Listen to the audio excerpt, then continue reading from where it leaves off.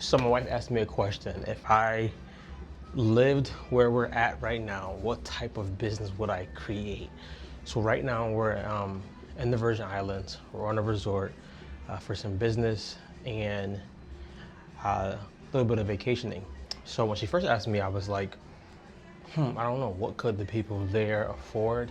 If you know me, I would probably say we're gonna do something with empowerment. And she said, but how would you get paid for it? So here's the breakdown of what I would do, and feel free to take it.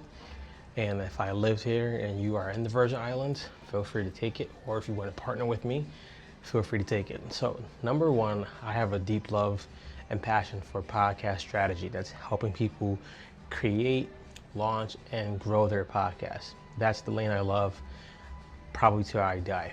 Now, with that, you might say, but Drew, how is that going to work in a place where there might not be tons of funds? And here is how I got to my answer. So the Virgin Islands, St. Thomas, is a place where people usually vacation at. So that means you have people coming from all over to be here, be near the water, be on some boats, the resorts, all of those type of things.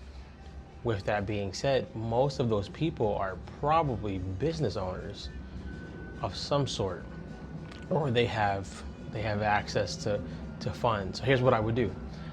To the business owners, I would create a YouTube channel, and I would just be giving podcast strategy, podcast coaching, and advice to people online. And I would be giving the same type of advice and strategy stuff to locals. So let's just say there's a barbershop, a hair salon, a nail salon, a food place.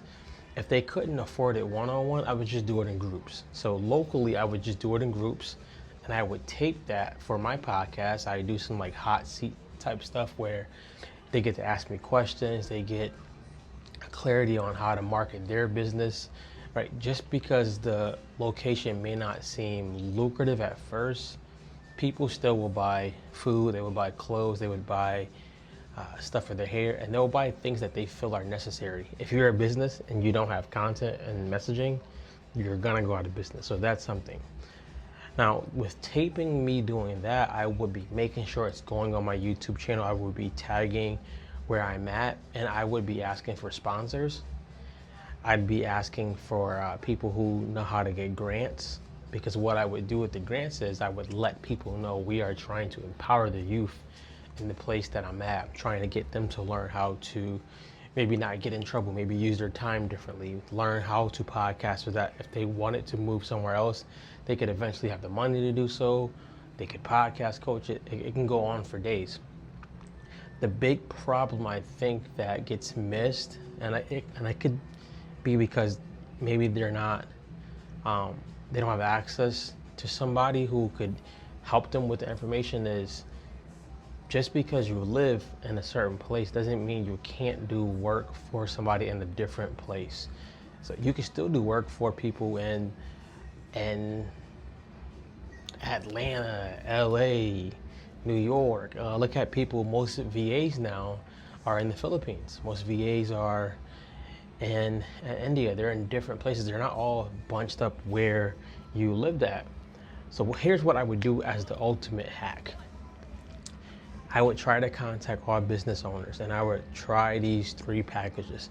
The first package is, you send us your footage. I'm gonna make sure I put real footage from the Virgin Islands in your videos.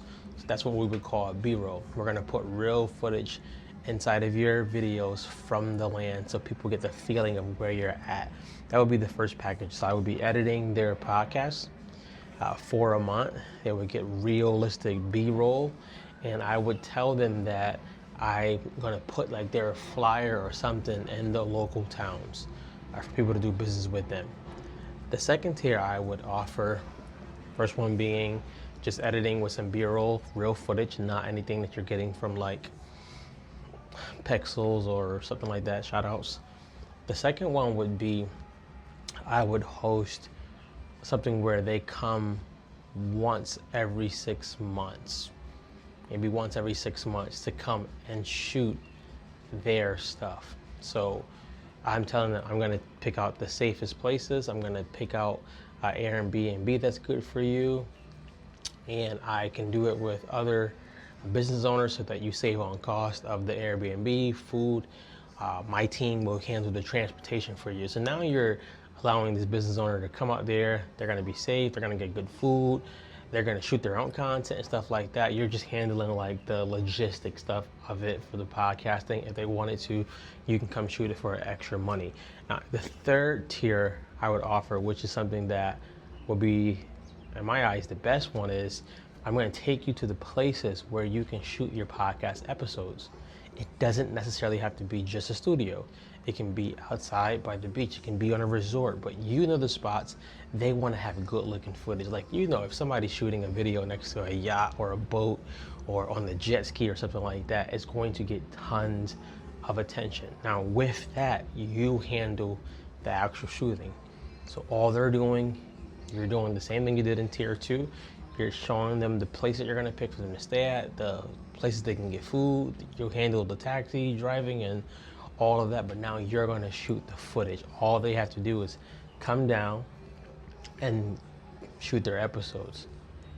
What you can do with that also is contact some local places. Hey, I got some business friends that are coming. Are you a restaurant that wants to offer maybe not a discount, but you want to offer food for one meal during that week for some extra footage, for some extra marketing? It could be a lot of things, but that tier of people coming down, you might say, Drew, who's going to be able to just afford to come down? If you told them, hey, once a year you're going to come down and we're going to shoot at least 8 episodes for you, that's 2 months, right?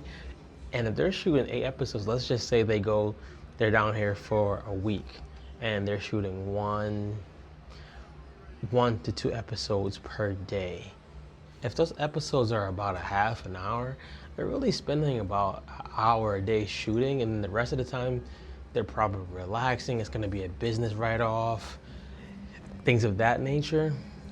With that also, they get a chance to come down and enjoy the island. You get a chance to pick their brain and find out how could you even make your business better. You can do some stuff like, hey, you're coming down here to shoot your podcast, and I would love for you to be on my podcast show on how you're supporting a local with his vision and things of that nature. People would totally do it.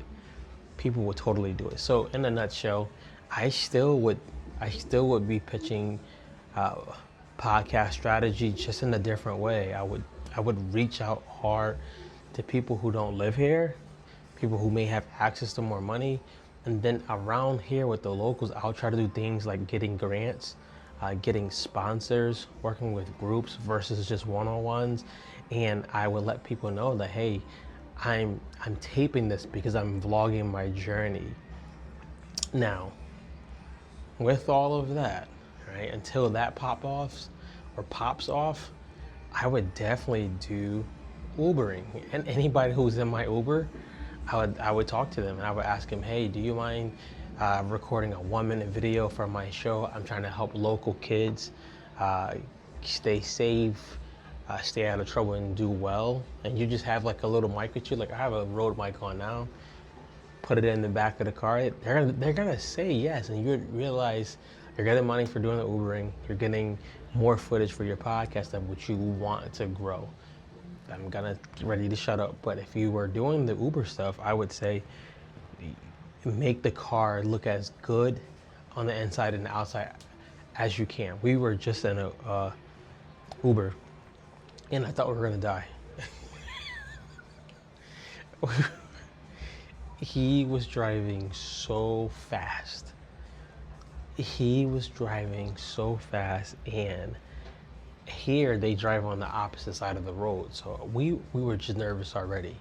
But he was speed demon, and we were going up hills. He's taking curves. I didn't see any stop signs at this point. He's just going, I mean, in, out.